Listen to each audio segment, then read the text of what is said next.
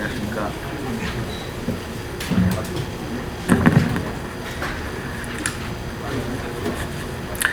예, 미래통합당 국민과 함께하는 2020 희망공약개발단은 오늘 지난달 희망주택 공약 발표에 이어서 오늘은 우리 국민의 주거 절반 이상을 차지하고 있는 아파트 공약을 발표하고자 합니다.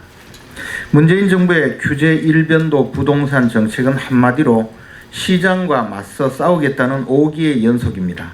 과도한 규제 중심의 시장 개입 정책을 20번이나 밀어붙이고 있다는 것은 정책의 실패가 반복되고 있다는 반증입니다.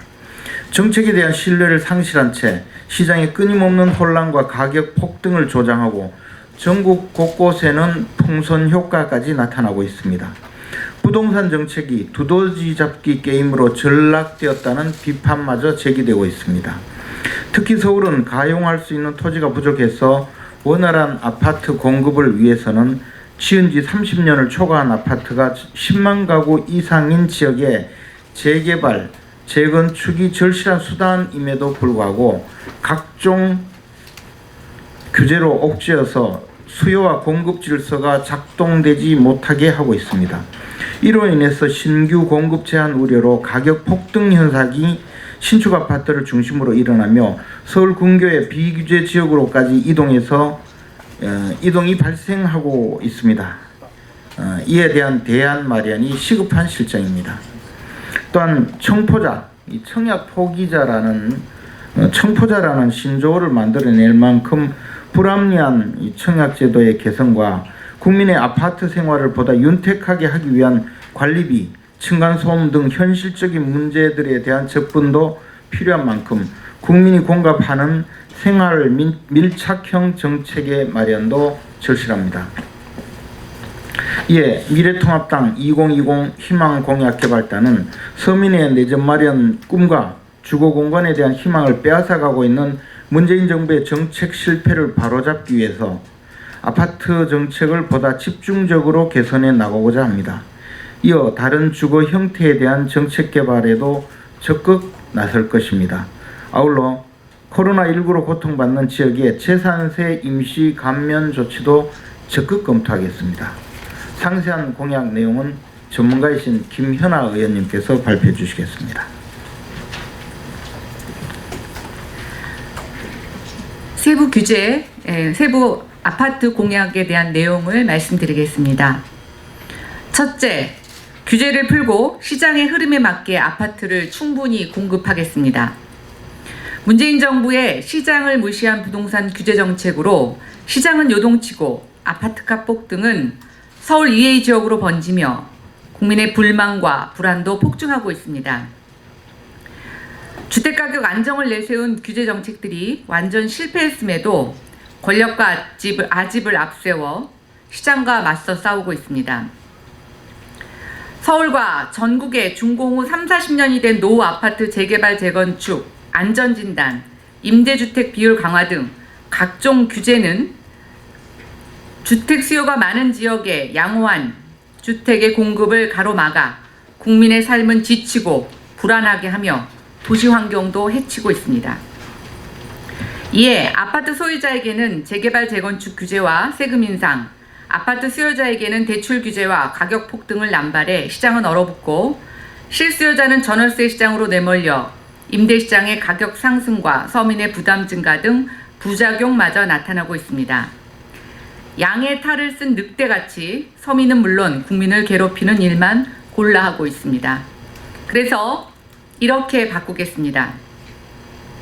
미래통합당은 거듭 국민이 살고 싶어하는 지역에 아파트 공급을 늘리는 정책을 강조하며 이를 위해 재개발 재건축 지역의 아파트 용적률을 높이고 이에 맞게 주거 환경도 개선시켜 나가겠습니다.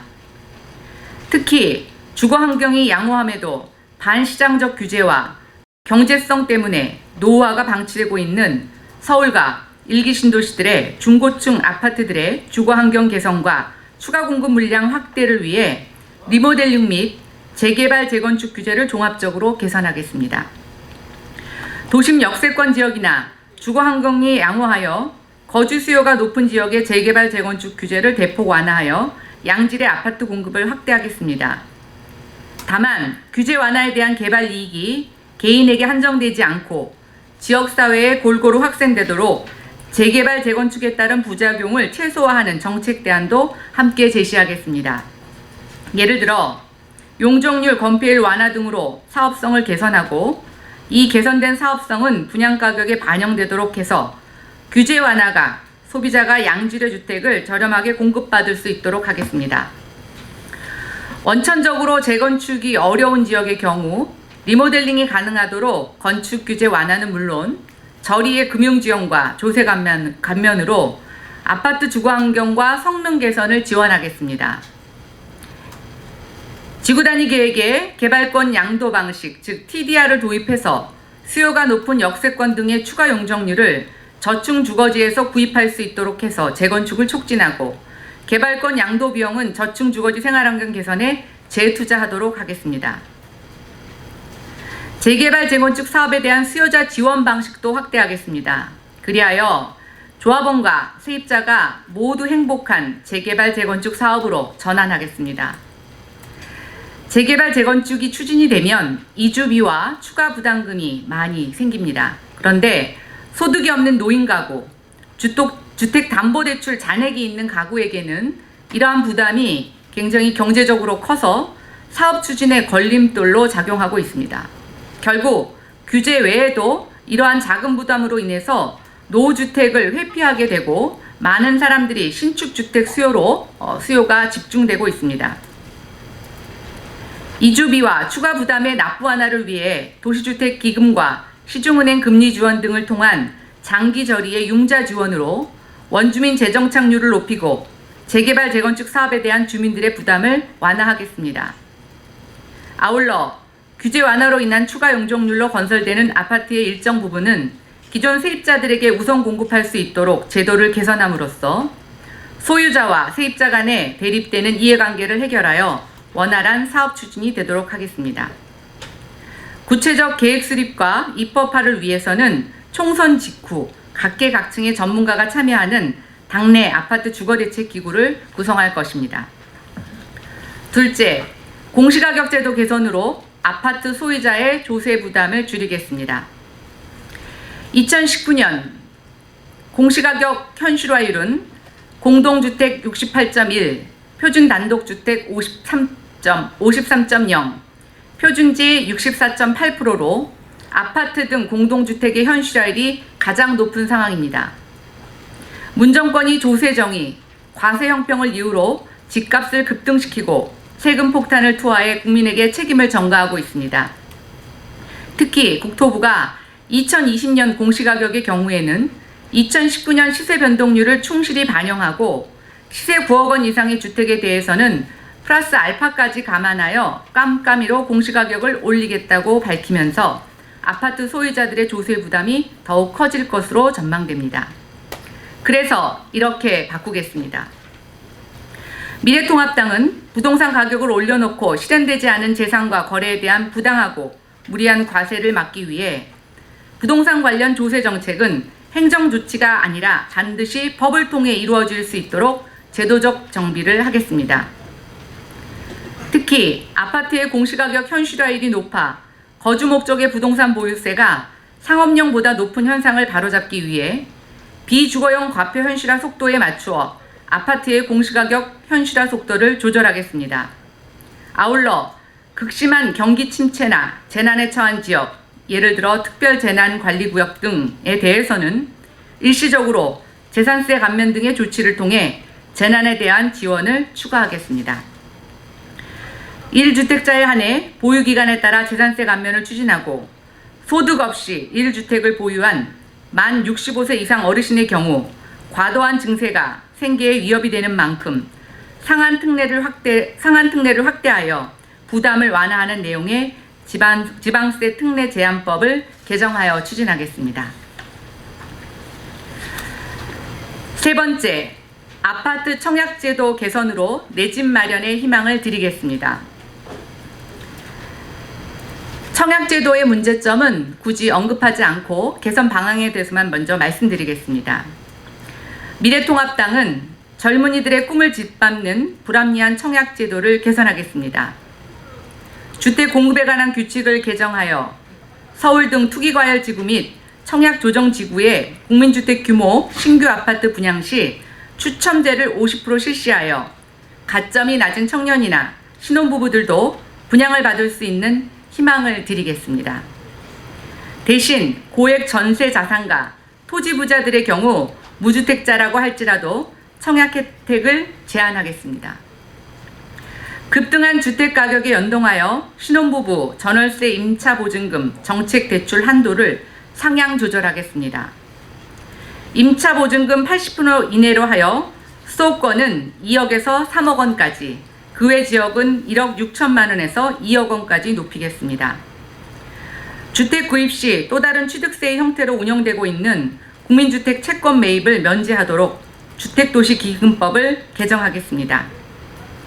아울러 청년 및 신혼부부에 대해 대출 기준 및 소득 요건을 완화하여 열심히 일하며 생계를 꾸려나가는 사회초년생들의 내 집 마련 시기를 앞당기겠습니다. 네 번째, 고질적인 아파트 관리비 비리를 뽑겠습니다. 관리비 공개 의무가 있는 공동주택 300세대 이상 1000만 세대, 비용도 연간 20조 원에 달하지만 눈먼 돈처럼 운영되며 매년 관리비 비리 문제가 고질적으로 나타나고 있습니다. 지자체에서 관리비 비리 감시 기능이 있기는 하지만 관리 주체와 입주자 대표회의 간에 일종의 카르텔이 형성되어 비리 적발도 쉽지 않습니다. 이렇게 바꾸겠습니다. 미래통합당은 공동주택 관리 주체 및 입주자 대표회의 등의 불법 행위를 알게 된 입주민의 지자체 감사 요청 기준을 완화하겠습니다. 현재 입주자 10분의 3 이상의 동의가 필요하며 규모가 큰 대단지의 경우에는 평범한 개인이 사실상 지자체 감사 요구 자체가 불가능합니다. 이를 입주자 10분의 1 이상의 동의로 감사 요청을 할 수 있도록 조정하겠습니다. 또한 입주자 대표회의를 모든 입주민들이 볼 수 있도록 공개하는 방안을 추진하여 공동주택 관리의 의사결정 및 집행 과정을 투명하게 공유할 수 있도록 제도화하겠습니다.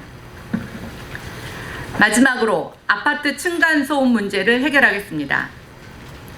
아파트와 같은 공동주택 비율이 70%를 넘은 만큼 보편적인 주거 형태로 자리 잡으면서 많은 문제가 발생하고 있는데 그중 대표적인 것이 바로 층간소음 문제입니다. 층간소음으로 인한 분쟁은 해마다 증가하고 소음으로 인한 스트레스 차원을 넘어 이웃 간의 불신과 다툼이 증폭되고 폭력적인 상황까지 발생하고 있는 주요한 우리의 현안 문제입니다. 이렇게 바꾸겠습니다. 미래통합당은 현재의 층간소음 사전 인정 제도만으로는 시공 후의 성능을 관리하기 어려운 만큼 사후 인정 제도를 도입하여 완공 후 차단 성능을 측정하고 그 결과에 따라 하자 판정 요건에 추가하는 방안을 검토하겠습니다. 또한 층간소음과 관련된 부실시공 피해 보상 규정을 마련하여 건설사의 책임을 강화하겠습니다. 공동주택 시공사와 시행사가 시공 절차 및 기준 등 관련 규정을 준수하지 않아 층간소음 피해가 발생할 경우 입주자에게 피해 보상하는 방안을 제도화하겠습니다. 아울러 공동주택 바닥 충격음 차단 인정 제도를 개선하겠습니다. 바닥 충격음 차단 구조 인정 단계에 대한 관리 감독 강화를 위해 각 단계별로 구체적인 관리 감독 지침을 마련하도록 하겠습니다. 고맙습니다.